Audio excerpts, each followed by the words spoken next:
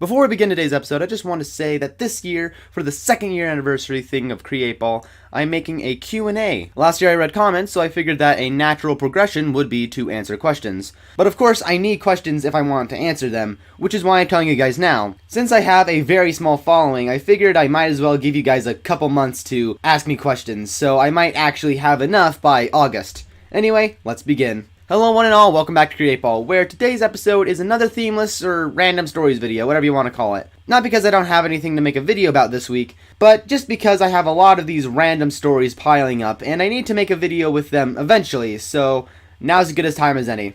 I also don't have any other ideas for this week, but that's beside the point. So a while back, we were trying to come up with a nickname for my stepbrother, Cody. All of us children have nicknames, so obviously he needed one. We started brainstorming for a bit, then my father said, "Alright, how's this? Cody, into Code, into the Matrix, into Neo." Everybody thought that was pretty good, but I said, why stop there? How about Cody into Code, into the Matrix, into Neo, into the 1, 2, 3, 4, the 4 horsemen of the apocalypse, Revelations, the Bible, Jesus Christ. Cody is Jesus Christ. I was pretty proud of that one, but nobody else was into it. In the end, Cody's nickname just ended up being the Code, so what are you gonna do? Alright, so one time Webb went to watch a movie with his girlfriend, and for some reason me and Kara came too. I don't remember why, but we did. We went to one of those mall theaters, so while they were waiting for their movie to start, we all just walked around the mall for a while. Me and Kara looked for a movie that we actually wanted to watch, but we didn't find anything. So after Webb went to his movie, we just kept walking around the mall. When we got to the Hot Topic, I decided on my mission for that night. Find and buy the stupidest shirt I possibly can. Unfortunately, since I started this mission in a Hot Topic, I didn't find anything at first, since all of the stupid shirts probably weren't that stupid if I knew what they were referring to. And so we moved on to a store that was having one of those everything must go sales. So that would have been a good place to buy something anyway.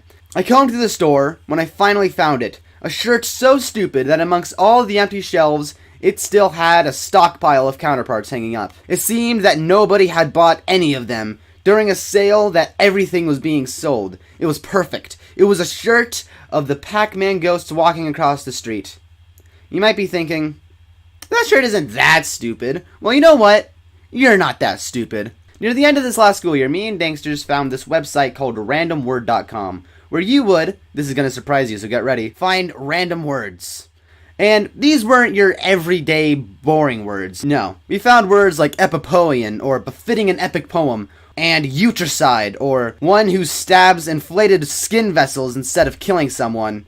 Like, what the heck? Anyway, we did more than just merely look at these words. Whenever we found a good word, we'd take a screenshot of it and put it in a Google Drive folder. After we had added like 40 words, I found that we had made an oversight. You see, we hadn't renamed the screenshots to the words that they were actually a picture of. So they were all just called screenshot 1948 or whatever. So it was incredibly difficult to find any particular word. I didn't want to go back through and rename all of the files, because that would take a while. Instead, I made a bunch of folders, one for every 3 letters of the alphabet, and moved words that started with one of those letters into that folder. I did this in study hall, so I was sitting next to Kara as I did it, who saw it as a massive waste of time. The other day, I was eating dinner with Webb, and I was looking at this bottle of honey mustard, and I say, you know, they should make these bottles bear-shaped. The same way that honey bottles are.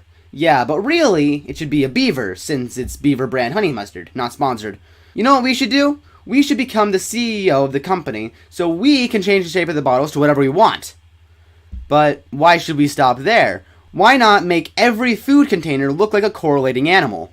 Yeah, mayonnaise is made of eggs, so it'll have a chicken-shaped bottle, salt comes from mines, so it'll have a canary-shaped bottle, and ketchup will be shaped as the larval form of the 5-spotted hawk moth, since they eat tomatoes. Then all we have to do is become the CEO of every food company. Or maybe we could become the leaders of a communist regime, because then the state would make all of the food, which means we can make all of the bottles animal-shaped. And of course, we won't let anyone know that's the end goal of our regime. Yes, of course not. That information will be kept in a file on a cabinet in a bunker in an ice cap on another planet. Yeah, it'll be kept in a Martian ice cap. Wait! We could wait until people are sent to Mars, then cut off communication between Mars and Earth, and take over the planet. Then we could use all of Mars's resources to create siege weapons that we would use on Earth. And then we would hold Earth in siege until it agreed to join the communist regime, and then we can start making the bottles. Now that I think of it, we wouldn't even need to take Mars by force if we could get Elon Musk to join us in this endeavor. So we've gone from having to become the CEO of every food company to only having to convince Elon Musk of our plan? Yeah, pretty much. That sounds a lot easier. I know. In fact, I'm going to tweet at him right now. At Elon Musk, I have an amazing idea. PM me for details. I'm sure I'll get right on that. Great, now all we have to do is wait for Elon Musk to respond, wait for people to be sent to Mars, take over Mars, and hold Earth in siege until they join our communist regime. Then, and only then, can we start making these animal-shaped bottles. That's the plan. So just you guys wait, and soon all of your consumable goods will be contained in an animal-shaped bottle, at the small cost of global communism. Anyway, that's all I have for you guys today, but do not fear, for I have a couple other videos you can watch here. And if you've already seen them, maybe visit my second channel. If you've already seen everything so far, then no problem. You can just subscribe and ring the bell. I make new videos every week, so the wait won't be too long. And until next time, don't die. Have a good one.